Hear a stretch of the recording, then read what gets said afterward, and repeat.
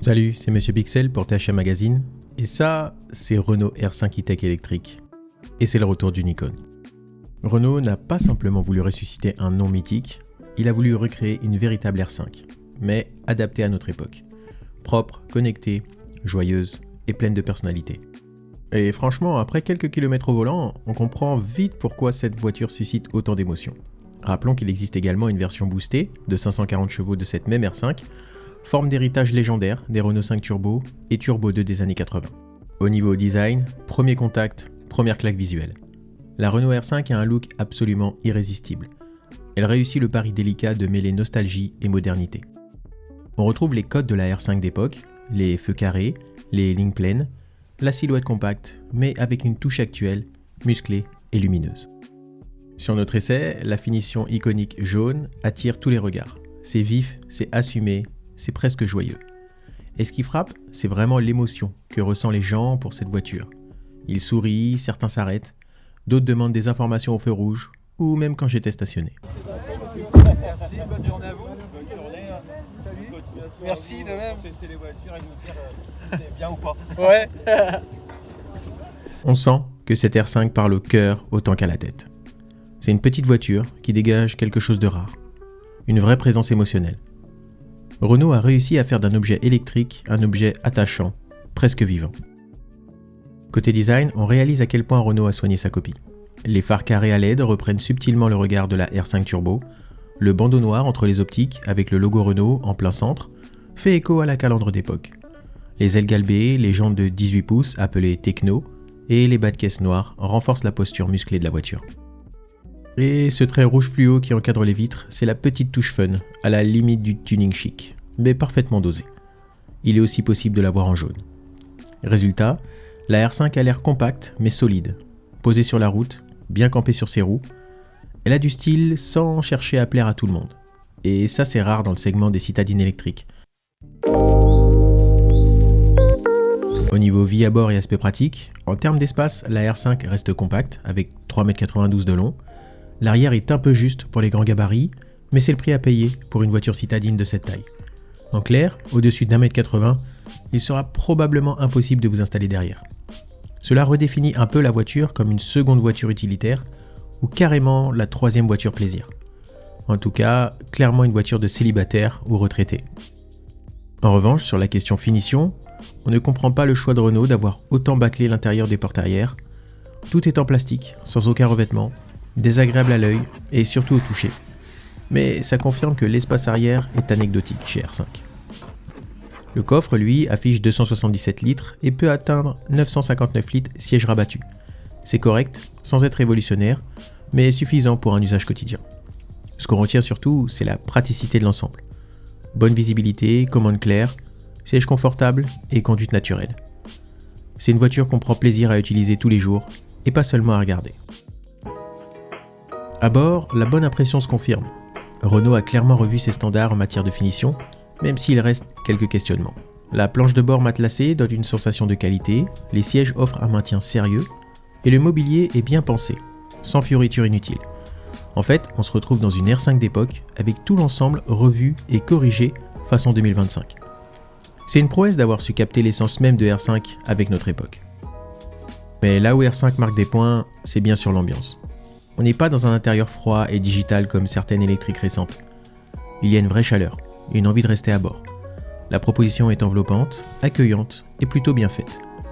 J'oserais même dire qu'on a parfois l'impression d'être dans une bonne vieille thermique. D'ailleurs, l'écran central de 10 pouces est légèrement tourné vers le conducteur, un détail, mais qui change tout au quotidien. L'instrumentation numérique, bien lisible, s'adapte à vos préférences, et l'ensemble est fluide à l'usage.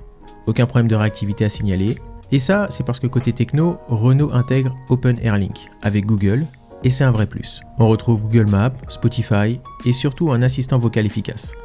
Bien sûr, il est aussi possible d'utiliser Apple CarPlay si vous préférez, et les deux systèmes peuvent même cohabiter. Et une nouveauté, l'arrivée de Renault Pilote, le premier assistant embarqué utilisant ChatGPT.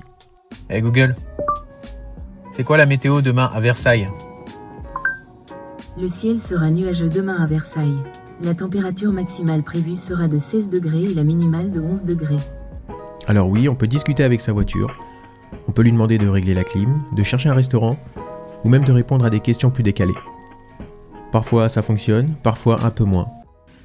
Hey Google, est-ce qu'il faut rouler en Renault pour être heureux? Excusez-moi, je n'ai pas compris. Bref, c'est une intelligence artificielle quoi. C'est un gadget? Peut-être. Mais c'est aussi révélateur d'un état d'esprit. Renault veut rendre la voiture plus humaine, plus conviviale. Et sur ce point, c'est réussi. Et puis, il y a la route. Parce qu'une belle carrosserie ne suffit pas. Et là, R5 surprend agréablement. Dès les premiers virages, on sent un châssis sain, précis, bien équilibré. L'entrée en courbe est incisif, la direction bien calibrée et le train avant accroche fort. Bien sûr, il est possible de régler la réponse de la direction, ainsi que le comportement moteur, pour plus de réactivité ou pour une conduite plus souple. La voiture reste stable et rassurante, même quand on hausse un peu le rythme. C'est simple, elle procure un plaisir de conduite qu'on ne retrouve pas souvent sur une citadine électrique. Elle doit cela à un choix technique rare à ce niveau de gamme, une suspension arrière multibras qui lui offre une assise parfaite en virage et un confort très correct sur route dégradée.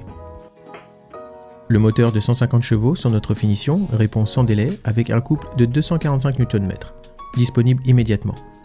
Et comme le poids reste contenu à 1,4 tonnes, la R5 conserve ce petit côté carte qu'on attendait d'elle.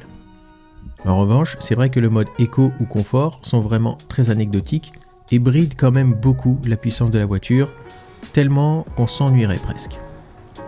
Alors oui, la régénération d'énergie n'est pas encore réglable et on aurait aimé des palettes au volant, mais Renault travaille déjà sur un mode One Pedal prévu pour 2025, et franchement en l'état, la récupération est bien dosée, fluide et naturelle à utiliser. Côté consommation, la R5 fait preuve d'efficacité. Sur un parcours varié de 200 km entre ville et voies rapides, on a relevé une moyenne de 17 kWh au 100 km. En ville, on descend même à 13 kWh au 100 km, ce qui confirme potentiellement que les 410 km WLTP annoncés peuvent être atteints. La recharge est aussi bien pensée, jusqu'à 100 kW en courant continu, c'est-à-dire de 15 à 80% en 30 minutes, en 11 kW en alternatif pour une charge complète, comptez environ 4h30 sur une bande publique. Petit détail qu'on adore, le logo 5 est lumineux sur le capot, et en fait il s'anime pendant la charge, et il donne aussi le niveau de charge de la batterie quand on s'approche de la voiture. Inutile, donc parfaitement indispensable. On relève aussi la fonction bidirectionnelle qui permet d'alimenter un appareil jusqu'à 3,7 kW. C'est typiquement le genre de fonctionnalité qui donne du sens à une voiture électrique du quotidien, utile, intelligente et tournée vers l'avenir. Côté tarif, Renault reste assez cohérent, la R5 finition techno démarre à 33 490 € ou 29 490 bonus déduit, et la Iconic monte à 35 490 €, soit 31 490 € avec bonus. Toutes les deux incluent la pompe à chaleur de série, ce qui est un vrai plus pour préserver l'autonomie en hiver.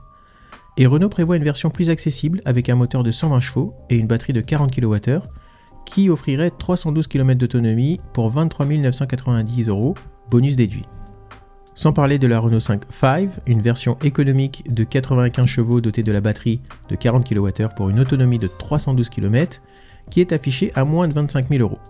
Autrement dit, Renault couvre tout le spectre des besoins urbains avec une voiture au design fort, une base technique sérieuse et des prix raisonnables. En fait, la nouvelle Renault 5 e-Tech est bien plus qu'un simple hommage. Elle possède une âme, elle invite à la conduite et elle réussit où d'autres échouent, à lier plaisir, efficacité et émotion. Bien sûr, quelques détails pourraient être améliorés, une récupération réglable et un peu plus d'espace arrière serait apprécié. Cependant, pour une première version, c'est presque un sans faute. Renault a compris que le public ne recherche pas seulement une voiture électrique pratique, mais aussi un véhicule qui raconte une histoire et qui leur ressemble. La R5 y parvient avec brio. C'était Monsieur Pixel pour THM Magazine. Merci d'avoir regardé la vidéo et je vous dis à la prochaine. Peace.